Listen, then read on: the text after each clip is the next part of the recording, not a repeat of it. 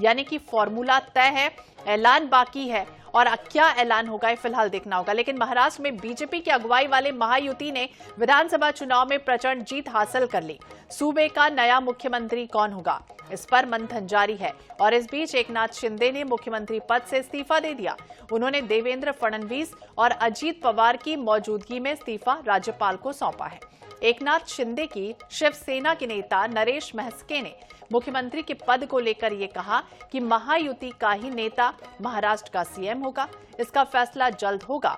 इतनी जल्दी क्या है? माना जा रहा है कि महायुति की सबसे बड़ी पार्टी होने के नाते बीजेपी अपना मुख्यमंत्री चाहती है। पूर्व सीएम देवेंद्र फडणवीस का नाम सबसे आगे चल रहा है। फडणवीस के नाम पर अजीत पवार राजी हैं। हालांकि शिवसेना दोबारा एकनाथ शिंदे को ही सीएम बनाना चाहती है। शिवसेना का तर्क है कि शिंदे सरकार की नीतियों की वजह से ही चुनाव में महायुति ऐसा प्रदर्शन कर पाई। सीएम पद पर सस्पेंस के बीच फडणवीस जल्द ही गृह मंत्री अमित शाह और बीजेपी अध्यक्ष जेपी नड्डा के साथ बैठक कर सरकार गठन के फॉर्मूले पर बात कर सकते हैं। इस बीच मुख्यमंत्री एकनाथ शिंदे ने कार्यकर्ताओं से अपील की कि कोई भी उनके आवास, वर्षा या कहीं भी एकजुट ना हो। बता दें कि 149 सीटों पर लड़ने वाली भाजपा ने सबसे ज्यादा यानी कि 132 सीटें जीत ली।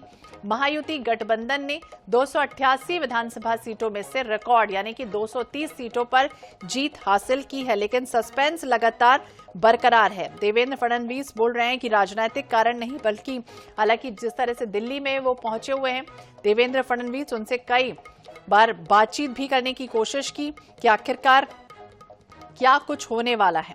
तो शिवसेना एकनाथ शिंदे को मुख्यमंत्री बनाना चाहती है, जबकि फडणवीस प्रबल दावेदार माने जा रहे हैं। भाजपा ने 132, शिंदे गुट ने 57 और अजीत पवार गुट ने 41 सीटें जीती हैं। लेकिन इसके बाद महाराष्ट्र का अगला मुख्यमंत्री कौन होगा, सस्पेंस बरकरार है।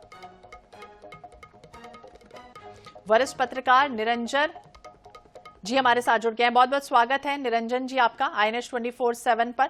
और जिस तरह से लगातार अटकलों का बाजार गर्म है, सीएम कौन होगा, क्या पुराने चेहरों पर ही दांव लगेगा या फिर गठबंधन नए चेहरे को मौका देने जा रही है? क्या कुछ महाराष्ट्र में नई सरकार की शक्ल सूरत होगी, क्या कहेंगे? श्वेता, महाराष्ट्र की जो राजनीतिक स्थिति है उसमें एक बात बिल्कुल साफ है कि कोई भी इस असमंजस में नहीं है कि कौन मुख्यमंत्री बनेगा। सवाल सबके चेहरे पर है, सबकी जुबान पर है और सबके कानों में सुनाई दे रहा है। लेकिन राजनीति में ये बिल्कुल स्पष्ट है कि मुख्यमंत्री वही बनेगा जिनको केंद्र के दो नेता चाहेंगे। इस देश का जो पिछले कई सालों का जो ट्रेंड दिख रहा है कि किन पदों पर कौन बैठेगा, वो सारे स्पेकुलेशन धरे रह जाते हैं और वो बीजेपी का आलाकमान जिनको तय करता है वो अचानक ऐसे चेहरे होते हैं। राजस्थान में कोई नहीं मान रहा था कि भजनलाल शर्मा जो पहली बार एमएलए बने वो सीधे चीफ मिनिस्टर बन जाएंगे। हालांकि महाराष्ट्र की स्थिति थोड़ी अलग है। मुख्यमंत्री ने इस्तीफा दे दिया है थोड़ी देर पहले 11 बजे। उनके साथ में दोनों उनके उप मुख्यमंत्री देवेंद्र फडणवीस और अजीत पवार भी साथ में थे और उस समय उन्होंने साफ साफ कहा है कि हमारे तीनों नेता बैठेंगे, बात करेंगे, केंद्रीय नेता जो चाहेंगे वो होगा। पार्टियां, उसके अलावा बीजेपी के जो कुछ लोग हैं, देवेंद्र फडणवीस समर्थक वो कह रहे हैं कि देवेंद्र फडणवीस चीफ मिनिस्टर बनने चाहिए। अजीत पवार के जो कार्यकर्ता उनकी इच्छा है कि वो बनने चाहिए। शिवसेना के बड़ी ताकत से एकनाथ शिंदे के नेतृत्व में चुनाव लड़ा है और जीते भी है और उनकी हिम्मत, मेहनत और उनके कार्यकर्ताओं की सफलता इस बात को लेकर है कि उनके नेतृत्व में चुनाव लड़ा, तो उनकी भी इच्छा है। लेकिन वर्तमान राजनीतिक व्यवस्था में राजनीतिक इच्छाओं की कोई कदर नहीं है, क्योंकि इच्छाएं तो हर कोई पाल सकता है, लेकिन केंद्र को जो चाहेगा कि उनको अगले आने वाले दौर में एनसीपी को और कमजोर कर सके, शरद पवार को महाराष्ट्र की जो नगर पालिकाएं हैं उनके चुनाव के लिए कौन सा मुख्यमंत्री उपयुक्त साबित होगा और शिवसेना को और कमजोर करने के लिए कौन सा मुख्यमंत्री और ताकतवर साबित होगा, उसी व्यक्ति को मुख्यमंत्री का बनाया जाएगा।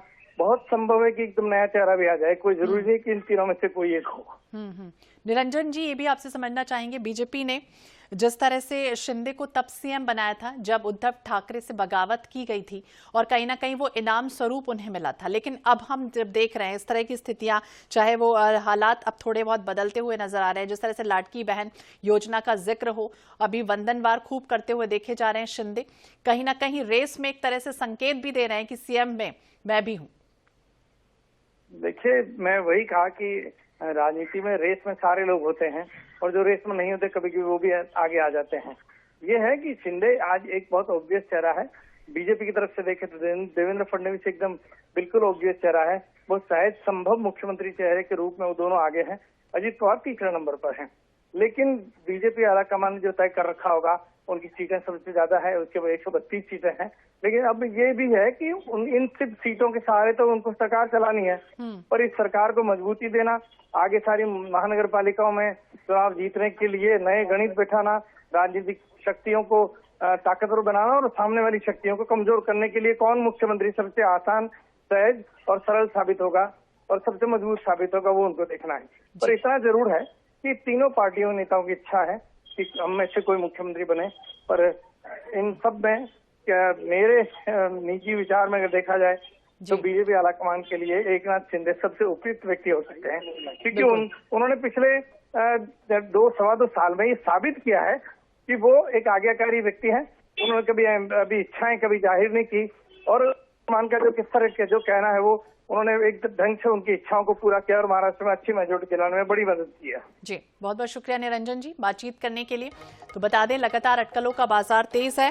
शिवसेना के प्रवक्ता हालांकि ये कह रहे हैं कि बिहार मॉडल का भी हवाला एक तरह से दिया गया और ये कहा है कि एकनाथ शिंदे को ही मुख्यमंत्री बने रहना चाहिए। जिस तरह से हालांकि अब क्या कुछ होता है, किस तरह से कौन कौन रेस में शामिल है, फिलहाल अटकलें ही है और आने वाले समय में देखना होगा कि नई सरकार की शक्ल सूरत क्या होती है। और चलिए अब बात